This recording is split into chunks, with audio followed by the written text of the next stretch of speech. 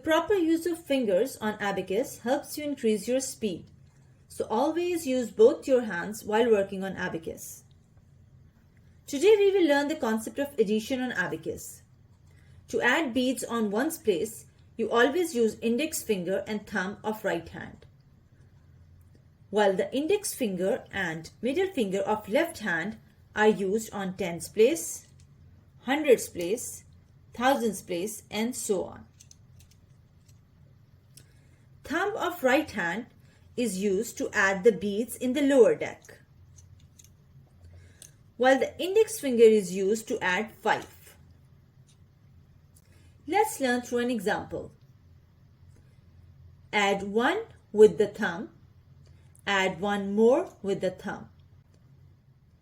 Let's have a look at another example. Add 5 with index finger. Add 2 with the thumb. The answer is 7.